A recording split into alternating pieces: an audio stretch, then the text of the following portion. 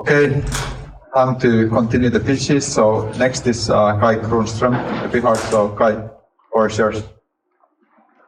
Hi. EpiHeart is enabling cardiac cell therapy in surgery. So the heart failure is a major issue affecting, killing a lot of people, causing a lot of suffering. At the same time, autologous cell therapies is a major opportunity, and EpiHeart is in the intersection of these two developments. What we do in practice, we enable therapy called cardiac micrograph therapy. It's something that is done during an open heart cardiac surgery. Later on, it can be also done less invasively. It's an autologous approach, and it's already in the clinical stage with the CE marked devices. So, a little bit in details. During an open heart surgery, a piece of tissue is taken from the atrial appendage part of the heart. The tissue is processed in the micrografts. It's done mechanically.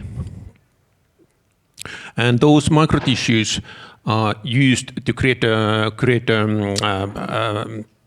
transplant, and the transplant is then it's transplanted epicardially, so on top of the heart. And the idea is that those microtissues, so with a large surface area,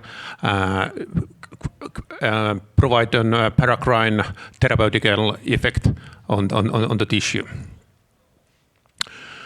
And we are having a device-based business model. So we provide operating room devices, procedure kit, and the training and the protocols for this therapy.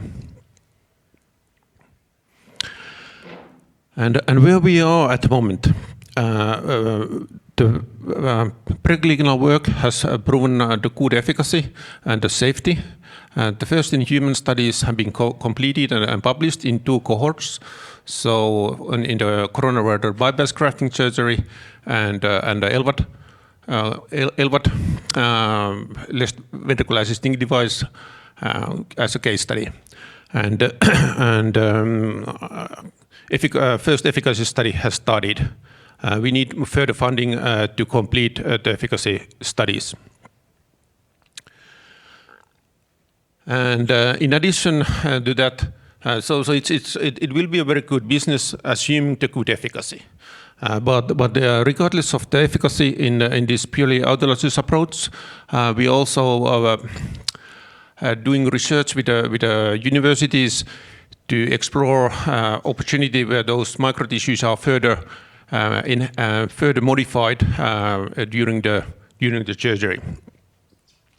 And microRNAs is the one approach, a little bit what Cardior did in the so interfering RNAs.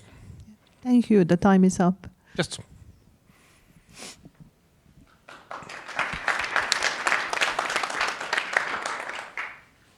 How beneficial is this process? Is it just like cosmetic for the heart or therapeutic outcome?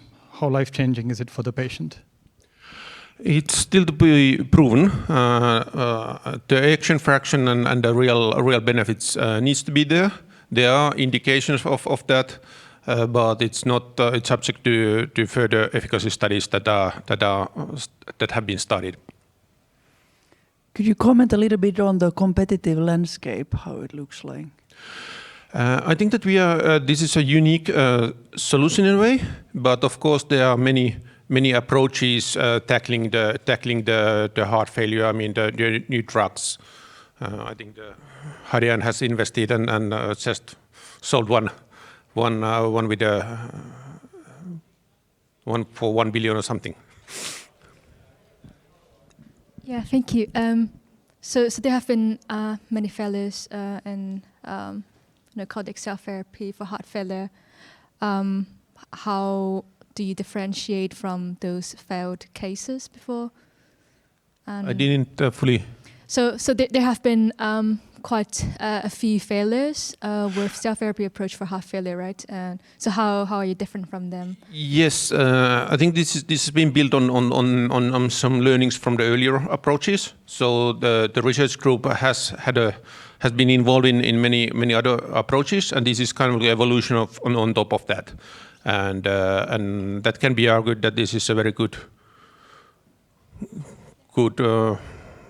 taking the learnings. Thank you so much, Kai. The time is up. So let me tell you about 3 gentlemen, Mr. 1, Mr. 2, and Mr. 3, all very real despite their artificial names. Mr. 1 has had a long, successful career, but over time his hearing deteriorates. Eventually he's unable to communicate with his family on the phone and his world shrinks. This happens to millions, and I'm sure you could all think of somebody right now. I'm Wycliffe from Otos, and we're integrating hearing care into primary care to ensure early detection and intervention and to prevent the isolation that comes with hearing loss. But we're not just addressing a problem, we are creating an exciting new future for hearing health.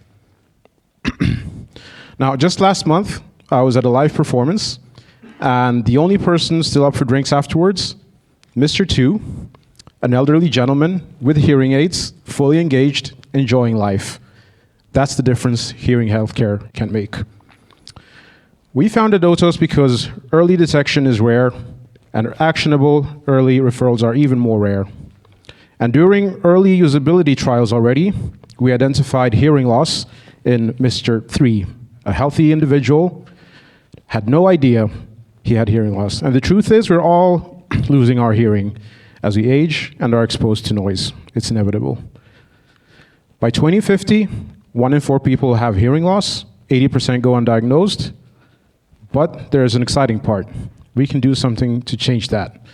By detecting hearing loss early, we can prevent it from impacting lives and relationships.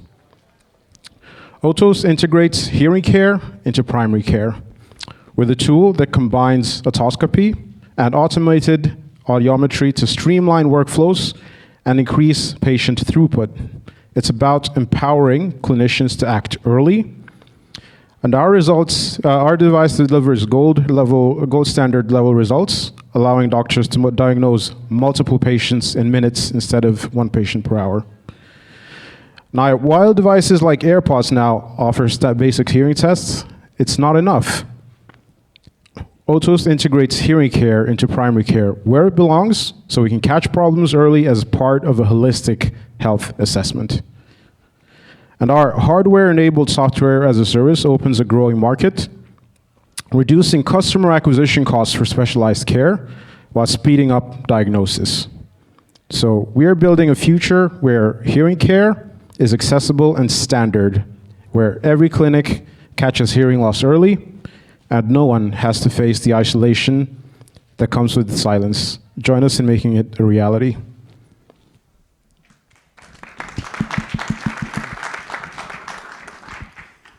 Thank you. A question: Can you actually change the course or the development of the disease by identifying it early and being able to intervene? Yes, so by acting early, we're actually going to be increasing the adoption rate. So there was a study done by just even having a simple prompt with the doctor. Yes, hi, my name is Sigurd, and in Iman we have created microscope, but without lenses. So, but first to the problem. Laboratory analysis and observations are expensive. Why they expensive? They are expensive because of the requirement of highly educated personnel and the hardware, microscope itself. While nowadays personnel might be replaced by artificial intelligence algorithm, main bottleneck stays the microscope. And let me remind you why the bottleneck. So they are big and bulky. They cannot be placed inside the incubators or used outside the laboratories. They are expensive. They require sample preparation. And can you imagine that even nowadays, more than 80% of them are analog ones, so the waste of data. And here comes our solution. We have developed lensless software-enabled palm-sized microscope, which is portable and affordable. It provides non-invasive observation, so that means that it is fully safe for the cells. It doesn't require sample preparation. It goes fully digital, so we create a lot of data for algorithms training, and it comes with a high resolution and much way bigger field of view if we compare it to traditional solutions. So everything is based on algorithms developed in Tampere University and Computational Imaging Group since 2017, and we can. So this was model in the laboratory. So we just have illumination source sensor, illuminate the object, and can reconstruct the object from these images having our computational algorithms. Speaking about competitors, we outperform them in many parameters, but speaking about main tools is a phase imaging that we can see transparent cells in compact solution. We provide the best solution on the market. Our business model is hardware and software sales. Where we would like to create AI models tailored to the customer needs. So development we consider in 3 phases. At the beginning we go to academic research labs where there are less regulations, and we finalize our journey. We would like to create a microscope in the pocket solutions that it will create possibility to point of care healthcare solution. So obtainable market in the phase 1 is 125 millions. We have diverse teams that I'm covering research and development. Anjali, with her experience in pharma companies with sales and marketing, covers the commercialization, and Abdullah runs the cloud software development. So to this point, we aim to raise €1.5 million, closing first quarter of the next year. So invest into the next generation microscopy. Thank you.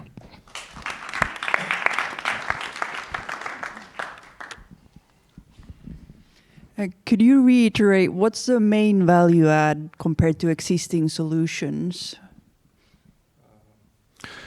So it comes compact, and but main the thing that we save time for the laboratory. So compact means that we can create it fully dust and water protected. So it might be placed, for example, in the incubators, where we do not need. So traditionally, it's done like for observations. People take from the incubator, watch the cells, place it back. We can do analysis always in the incubator, so it's kind of extremely time saving. And if we're speaking about highly protected laboratories, so the people should go and check cells there inside.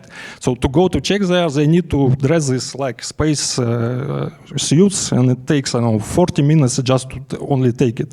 But when you can, in a couple of clicks, just see it remotely with our solution.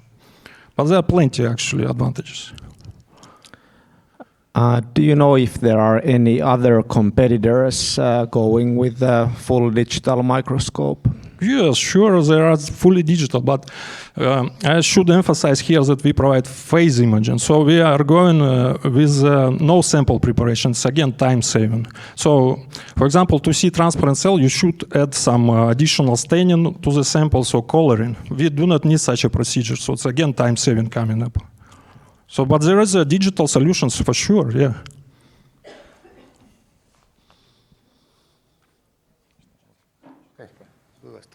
Good evening, I'm Tuomas Krokkars from Sibbo Medical Devices. We do medical digital cameras for doctors and nurses, both hardware and AI. We are a 4-person company working in East Helsinki, and all our devices are made in Finland. This is our hardware. We do, as I said, diagnostic cameras for telemedicine. Or they are actually diagnostic cameras that can be used for whatever, but they are actually optimized for telemedicine. First of all, on the right corner, there's the otoscope, which you use to look to the ears. Then you have a couple of endoscopes to check the nose, mouth, and the vocal folds. And then we have kind of dizziness goggles, which are used to examine dizziness patients. We have kind of put a lot of effort on the size and design, so all our devices fit to a shoebox. You can use it with tablet or with a smartphone. As I said, the users are both nurses and doctors. We got the otoscope to the market a year ago. The endoscopes and the dizziness goggles got the license, kind of approval this August. So far we sold devices to 8 different countries, and this year's sales will be more than €100,000. euros. Right in the beginning, we decided that we're not going to be just hardware. We wanted to do AI. We have a collection of 3,000 ear images, which has been validated by 7 different specialists. And we've created an AI to be used with the otoscope. At the moment, our sensitivity, the AI is used for screening. It doesn't give a diagnosis. It's used to tell if the ear is normal or not. And the whole idea is that the ears can be checked by nurse or actually any trade personnel, and only the abnormal ears are then checked by the doctor because it doesn't give the diagnosis. At the moment, with our own series, the sensitivity for abnormal ears is 96%, which is far better than any doctor in any of the publications published so far. You have a minute left. That's enough.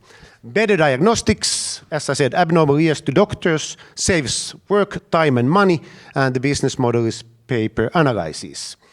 I'm here begging for money. We need money for the AI. It's kind of a paperwork is almost done, so we just need the 150K to get the regulation started. If you want to check your ears, come to the booth. We can check it with the AI.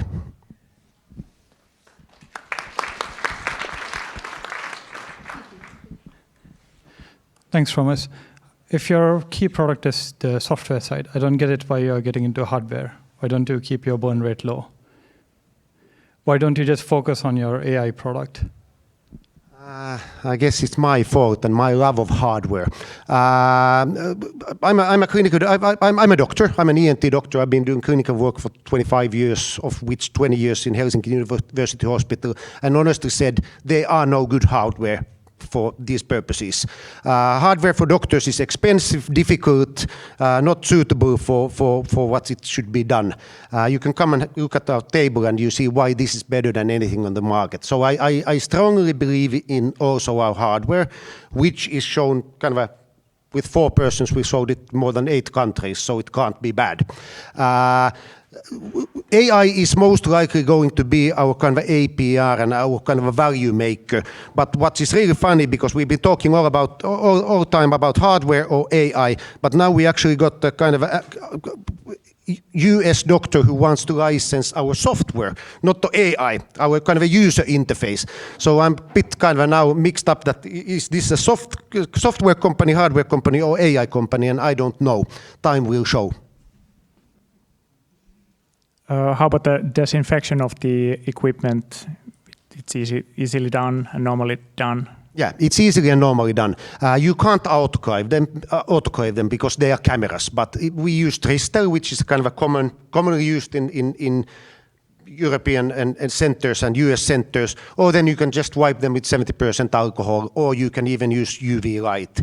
We have done tests with Tristel, which is a company doing the cleaning thing, and then also with that UV company from Netherlands. So I believe that's going to be the future, that you don't spend time wiping instruments, you put them on a UV chamber and that's it. And as I said, we have the approval for that now. How well does the pay-per-use business model resonate? I guess, like, I would imagine that more traditionally these equipment are just bought and used, and you're suggesting a pay-per-use model. So what's the feedback been with that? The hardware is kind of bought and used. So the hardware is kind of a single buy. So far we also sold the user interface. I mean the tablet, and with the user interface also kind of you just buy it once and that's it. The money is going to come from updates to the user interface. But the idea is that the AI is going to be different. The AI is going to be kind of a cloud-based, and you pay by analysis. And it's good to know that the AI is not kind of married to our hardware. You can use it. We've trained it kind of. We take pictures from different otoscopes, so you don't have to. It doesn't have to be our hardware to be used with the AI. Thank you, Tapio from Vital Signs, and. I don't know how many of you were at the very first presentation opening this whole event, and there was already motivation that healthcare is in crisis. We need more healthcare professionals, and we need technology to solve that. And Vital Signs is doing exactly that. If we take an example of GP visit, they have a very short time window during which they need to examine you, question you, do the diagnosis, figure out what is the treatment, communicate that to you, and then document all that manually with the keyboard. And there we come with the solution, digitizing that whole process by this kind of device, which is measuring all the vital signs simultaneously when you do just the auscultation, listening lung and heart sounds. And all the data is then in a digital format, and it can be analyzed. And this will be saving time and improving the quality of every visit at the GP. If we have this device in the hands of nurses, they are saving time also. In practice, meaning that in Europe, it would be equivalent of having 500,000 nurses more, and that's not a small thing. And that's just two of the multiple different use cases where we can apply this device. We are offering this with the service model, and we are looking at actually surprisingly fast break-even for MedTech device. This has been by design product, so there's a need already, but we have been giving a laser focus on the end user need with the surveys and constant dialogue with the end users. There's a competition, but we have such a measurement array which is nowhere with the competition available, and we are really solving a process problem, not just selling a gadget. We have a rockstar team with the perfect balance of business acumen, domain knowledge, and technology knowledge to take medical devices to the market. And we have a round open, closing soon. We have several investors locked in, but if you have some extra money in your pocket, please come and pull my sleeve at the end of the session. Thank you.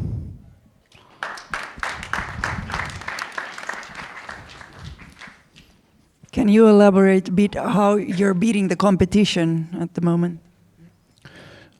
Excuse me, how? How are you better than the competitors? So basically, the ability to take all the measurements at the same time. Usually there's only one or two measurements done at the same time, and then this integration to hospital information system, so that the documentation phase is also done automatically, which is a huge kind of time saver.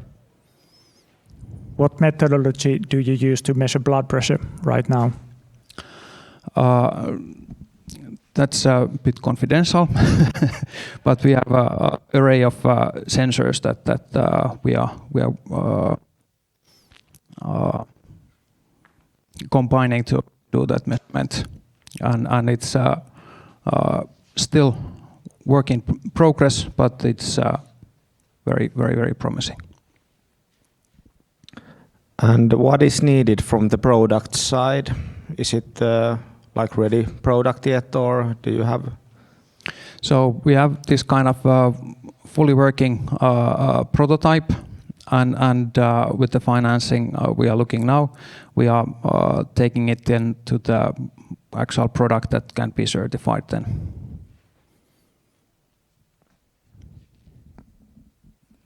I'm curious, why do you design it in a way for the physicians to hold it with the hands, but not like the other digital stethoscope with still, the doctors can still be able to listen to the heart sound, which give extra security to the physicians. Yeah. So you have wireless earbuds that you use, or whatever wireless headphones. Yeah. So why handheld but not still attached with the ear? The tubing and wiring is actually really troublesome, and it creates noise, just artifacts from touching the tube and so on. So it's actually a huge benefit to get rid of that, but it's just kind of a tradition a bit to have the tube. So imagine this. The only reason why you see me now is the light passes through a transparent front part of your eye called cornea. For cornea to stay functional, it must stay hydrated. And even small changes in cornea hydration may lead to something that's called cornea blindness. I'm Anton. I'm here talking to you today about fighting cornea blindness, possibly together. Cornea blindness is the fourth main reason of eyesight loss. And it's something that costs a lot of money to the society, but the current methods, they only target people with symptoms. And typically those are people with severe symptoms when it's too late to do anything but replace cornea altogether. Moreover, it's oftentimes invasive, it's painful, it's a magnet for infections, and of course nobody wants to have the eyes touched. But there's a better way. Here's something that we call Cornea Sense, where we combine two technologies in one. So there's OCT, optical coherence tomography, which is something that's been around for a while. It's a gold standard for measuring cornea thickness, but it's a secondary trait. We couple it with terahertz illumination, therefore allowing measuring not just cornea thickness, but also cornea hydration, which is the key. It's a patented technology originating from Aalto University, our homeland. And on the picture you see one of the prototypes. We're finalizing it now to make it ready for human trials, for piloting human trials next year. We have the capital team to take it to the market. We have the technology knowledge. The main people here, three of us. We also get support from Aalto University. We're part of a Spark program. We're part of a Red Bricks acceleration program. Of course, we have a steering committee with a number of clinicians in the team, as well as people with industrial knowledge. The market opportunity for this technology is pretty substantial.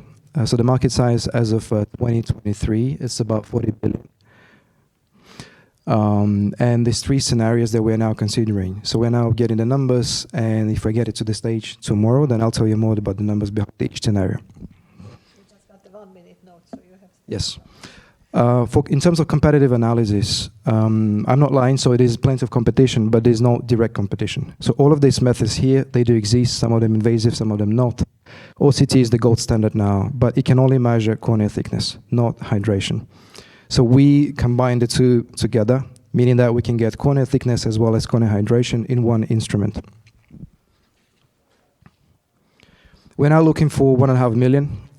Which will be ready, which will be spent wisely on different activities. And we're now looking for people from organizations like yours here. Of course, we need to be people that we can be trusting. We can be looking for people who can trust us.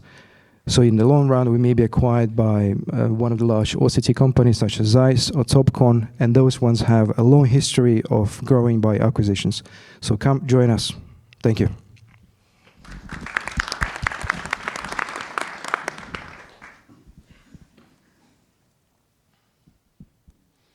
What's your IP status? How strong are the patents? It's pretty strong. Where are they filed? We have filed the application last year, and it's now going through the PCT. Okay. For the main tech. How will the final solution look like, or do you compared to the picture? Yeah, now it's pretty ugly. As you can see, it's going to be a lot smaller. We now know where we can be sourcing for a lot smaller components, also a lot cheaper components. So we have a list of suppliers, but of course it's just one of the trials, one of the pilots now. For the initial phase, we'll be using the same setup as you saw, so it's size of roughly this table, but in the long run, with new funds, which can take us to the clinical trials, it's going to be probably as small as, maybe smaller than this laptop.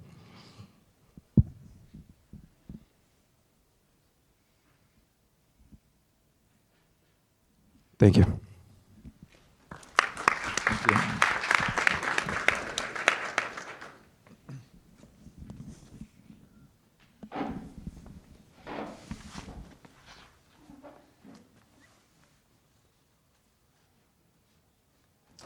So it's time for the last pitch for today. So it's Antti Rahikala from Smart Bubbles. Just put the show on.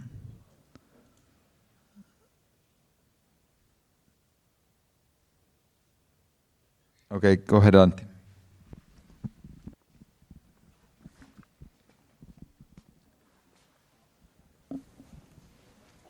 So, what would you think if you... It's okay. It's okay. What would you think if you found a weird bump in your breast? It probably has been growing there for a while. What to do? You have never been called to breast cancer screenings, so it must have been growing quite long there. Chances are that your life is going to take a turn towards worse very fast. Breast cancer is a major cause of death, with millions of people suffering from it worldwide. The conventional techniques to diagnose breast cancer do not work very well with the younger population, and that's because with younger people, the breast tissue is denser. Our solution to this is Smart Bubbles, and they allow diagnosis of breast cancer in less than 15 minutes. And our solution also works on younger patient population. Our target market is under 40 years old women. However, our product also works on older people. And we also have potential for horizontal expansion. Smart Bubbles are injectable ultrasound contrast agents that home to the target cancer when injected. The product is a medicinal product, and thus the regulatory pathway is similar to pharmaceutical products. Smart Bubbles have plenty of advantages compared to conventional diagnostics methods. Our revenue model is based on milestone and project payments from pharmaceutical co-developing partners, as well as royalties from launched products. We are envisioning that in 2029 we might have sold already our first co-development project to pharma company. We have startup and formulation development experience already,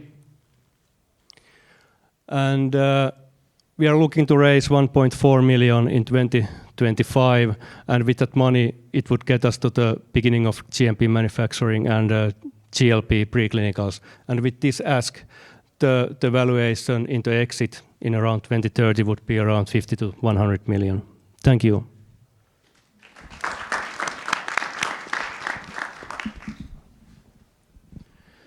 So in this case, do you rely a lot on a pharmaceutical partner for the targeting antibodies, or this is also an asset you own?